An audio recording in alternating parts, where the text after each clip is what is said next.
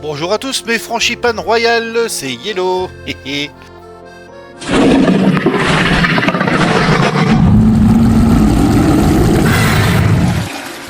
Alors ici les amis, je vais vous présenter la toute première petite histoire qui va faire partie du volet de la série des mini-BD. Alors, mini-BD, qu'est-ce que ça va être exactement? Ça va être un format de bande dessinée qui ne va pas aller jusqu'à des planches complètes. On sera plutôt sur quelque chose de volontairement très court, une vignette, parfois 2 ou 3, selon les besoins de l'histoire. Ce format va devenir un rendez-vous mensuel. À chaque fois, je vous expliquerai mes choix de personnages, de textes, l'organisation générale et la manière dont je mets tout ça en œuvre. L'objectif, c'est de montrer comment être très concis tout en racontant beaucoup de choses, que ce soit une émotion, une idée ou une situation. Le format mini BD permet justement de se concentrer sur l'essentiel sans s'éparpiller, il oblige à condenser énormément de contenu dans un espace très réduit et c'est ce qui en fait un exercice particulièrement intéressant. Pour ceux qui aiment créer leur propre bande dessinée, c'est un très bon entraînement. Quand on est capable de raconter des histoires très courtes, on devient aussi capable de gérer des formats beaucoup plus longs tout en transmettant un maximum d'informations, aussi bien visuellement que par le texte. Dans cette mini-BD, j'ai voulu vous faire une petite histoire en relation avec la Galette des Rois du mois de janvier. Alors j'ai d'abord cherché des textes autour de la Galette des Rois, dans des versions plutôt comiques. J'ai même demandé à ChatGPT s'il pouvait me sortir des textes comiques, marrants. Alors là, au niveau humour, l'intelligence artificielle, je pense qu'il faut vraiment oublier. C'était nul! Oh là là là, c'était une catastrophe. En relisant tous ces petits textes d'humour assez plats, j'ai cherché quelque chose qui sortait un peu du lot.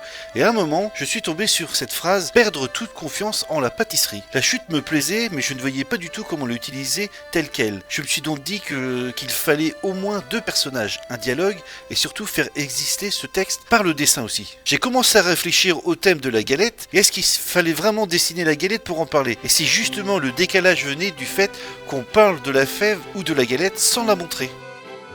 Alors j'ai tout de suite pensé aux personnages humains, mais ça ne fonctionnait pas. Les animaux se sont imposés beaucoup plus naturellement. J'ai d'abord pensé aux chats et aux chiens par leur opposition, mais ça ne collait pas vraiment avec le texte. Pour moi, j'avais besoin plus de complicité que de rivalité. C'est là que l'idée de la souris et du rat est arrivée. Une petite souris qui rêve de devenir roi, aidée par un rat chargé de trouver la fève. J'avais toujours en tête cette notion de rivalité, d'exprimer justement une opposition. Et le chat restait présent, un petit peu plus indirectement, mais il était là quoi. Et là, j'avais les personnages, le thème, la phrase de fin, cette petite rivalité qui restait quand même ancrée dans ma tête avec ce chat là que je ne savais pas du tout où placer. Il fallait que j'explique aussi l'objectif, soit en texte ou en image. Et j'ai eu l'idée de la bulle de pensée, quelque chose de simple et de facile. Fève égale roi. Et dès que j'ai eu cette idée en tête, ça ne m'a pas lâché. J'ai dit, là c'est bon, on tient quelque chose. La bulle devient alors un rêve éveillé où la souris se projette déjà en roi avec tous les codes de la royauté, la couronne, le sceptre, même la cape rouge, tout y était. Et je me suis dit, on va même faire le contraste avec le réel où la petite souris n'a rien sur elle. Et comme tout devait tenir dans une seule vignette ou deux, j'ai commencé par un croquis très rapide pour organiser les éléments que j'avais en tête. Et c'est à ce moment-là que la chute est devenue évidente. Au lieu de chercher dans une galette, il devait fouiller dans la nourriture du chat. Et j'avais ce point de convergence, le point de rivalité, d'opposition, justement avec le chat. Le chat que je voulais mettre, justement, que j'avais en tête. Et là, j'étais content. Et après tout s'est mis en place, le texte, la bulle de pensée pour la souris, la demande de la souris et la chute du rat. Et là, tout était raccord. Ce que je vous montre, c'est le cheminement. Comment une idée, un texte, une situation peuvent être traduits en images de manière claire et lisible. Alors pourquoi je vous parle de ça? Ici le but n'est pas de décortiquer l'humour, mais d'expliquer comment on construit une image avec un texte, que ce soit humoristique ou non. Je vais tout de suite vous expliquer la méthode que j'utilise, celle que j'ai construite avec le temps. Personne ne me l'a apprise, ce sont mes repères, ma façon de réfléchir. Cette méthode fonctionne aussi bien pour une image simple, une mini BD, une planche ou une bande dessinée beaucoup plus longue. Et c'est une méthode qui fonctionne point par point. Et vous allez voir, c'est très simple. On va commencer par le premier point, qui est l'idée principale, le sujet. Le sujet, c'est l'idée centrale que l'on veut évoquer. Dans notre cas, le sujet, c'est la galette des rois, tout simplement. Le deuxième point, c'est la longueur et le format. La longueur correspond au nombre d'idées à faire passer, au temps nécessaire pour raconter l'histoire. Dans notre cas, c'est un simple texte. le format, c'est le cadre technique qui impose la place disponible, une vignette unique, dans notre cas, un strip, c'est une bande en quelques cases, une planche ou un album complet.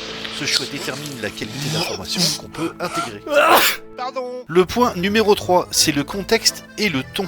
Le contexte sert de fondation à l'image, il permet de définir où et quand se déroule la scène. Le où correspond au lieu, ici la scène se passe dans une maison, ce n'est pas montré frontalement mais suggéré. Le quand correspond à l'époque, dans notre cas on est dans une époque contemporaine, cette information est donnée de manière subtile uniquement grâce au paquet de croquettes pour chat. Ensuite vient le ton, c'est-à-dire l'ambiance, qui est décortiqué en deux parties. Il y a d'abord le ton global du récit, dramatique, burlesque. Qu'est-ce que vous voulez savoir? Allez, vous vous maniez le tronc maintenant. Bref, c'est l'intention générale, puis il y a le ton immédiat, celui de l'instant précis d'une vignette ou d'une planche qui sert à créer une émotion ponctuelle. Ici, le ton global et le ton immédiat, c'est léger comique. Voilà, tout simplement pour une seule vignette, au niveau du ton, faut pas non plus trop se prendre la tête. Alors le point numéro 4, c'est les personnages, entre parenthèses avec le pourquoi, vous allez voir après. Alors les personnages là c'est simple, c'est le choix des personnages présents, héros, alliés, ennemis. On définit leur motivation si besoin avec le pourquoi, c'est leur état d'esprit immédiat pour justifier avec précision leur posture et leur expression dans le dessin. Dans cette image, les personnages sont une souris et un rat. Si on pousse l'analyse, on distingue deux états émotionnels chez la souris. Dans la bulle de pensée, la souris est fière et joyeuse. Elle se projette en roi. Dans l'image principale, la souris est méfiante et concentrée. Elle fait le guet. Le rat, quant à lui, exprime la tristesse et la déception parce qu'il n'arrive pas à trouver la fève. Ces états émotionnels distincts permettent au lecteur de comprendre immédiatement le rôle de chaque personnage sans explication supplémentaire. Le point numéro 5. Clair ou suggéré. Je m'explique. Ici, on entre dans une partie plus technique, mais essentielle, la manière dont on organise l'information entre le texte et l'image.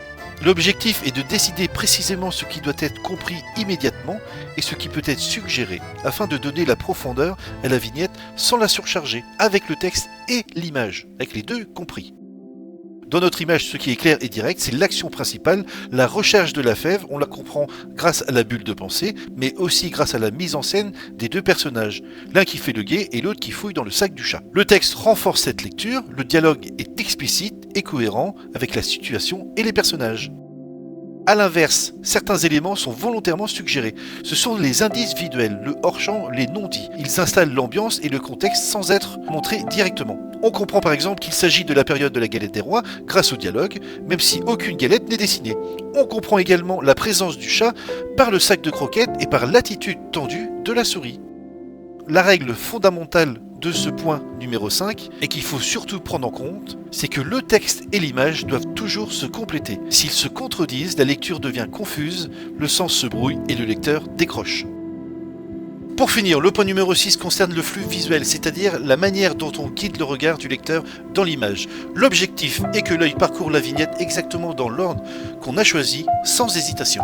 Ce flux repose sur 3 éléments. Le premier est le point d'entrée. On respecte les codes culturels, tout simplement. En BD européenne, l'œil commence en haut à gauche, en manga, en haut à droite. Le deuxième est le sens de lecture, c'est le chemin que l'œil va suivre dans l'image. Le troisième point est la mise en avant des éléments importants. On utilise la position des bulles, l'orientation des personnages pour diriger le regard. Je m'explique. Dans cette image, le point d'entrée visuel est la bulle de pensée. Le lecteur lit immédiatement fève égale roi. Son regard descend ensuite naturellement vers la souris à l'intérieur de la bulle. La bulle de discussion qui chevauche la bulle de pensée capte l'attention. Le lecteur lit le texte rapidement puis suit la flèche de la bulle qui pointe vers la souris du bas, ainsi que les petites bulles de pensée qui renforcent cette direction en imposant la descente du regard. Ensuite, les deux têtes des souris et le regard de la souris en haut sont orientés vers le centre de l'image, ce qui guide le lecteur vers l'action principale. Le regard se déplace donc vers le sac et le rat. La posture du rat et sa tête baissée entraînent le regard vers le bas. La flèche de la dernière bulle de discussion attire ensuite l'œil vers la chute finale. La lecture se termine naturellement après avoir parcouru l'image. Tout est organisé pour que la lecture soit fluide, logique et sans effort. Alors je comprends qu'il y ait beaucoup d'informations, alors on va faire un récapitulatif. J'ai pris le temps de poser à plat ma façon de travailler pour en faire une méthode claire et facile à suivre. Cette méthode, je l'ai appelée la méthode universelle narrative, parce qu'elle s'applique à toute narration mêlant dessin et texte, quel que soit le format.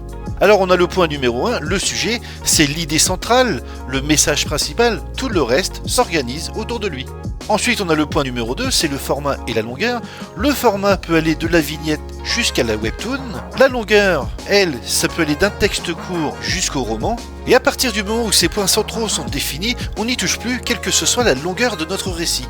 Ce qui veut dire que par la suite, on n'aura plus qu'à se préoccuper des 4 points restants, des 4 points que j'ai mis à l'extérieur. Et l'ordre de ces points a une importance, comme le point numéro 3 qui est le contexte et le ton, à connaître très rapidement. Le contexte, c'est le où et le quand, et le ton, c'est le comment, une ambiance qui se divise en 2 parties. Nous avons l'ambiance globale qui va rester figée tout au long du récit et l'ambiance immédiate qui peut varier selon les scènes.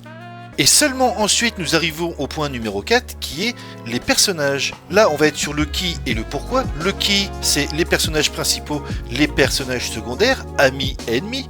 Et le pourquoi c'est leur rôle, leur état d'esprit et la manière dont ils réagissent à la situation en accord ou en décalage avec l'ambiance. Ensuite, on arrive au point numéro 5 qui est la stratégie narrative. C'est la relation entre le texte et l'image, ce qu'on veut rendre clair, ce qu'on veut suggérer avec le texte et l'image, qui doivent absolument se compléter et surtout ne pas se contredire.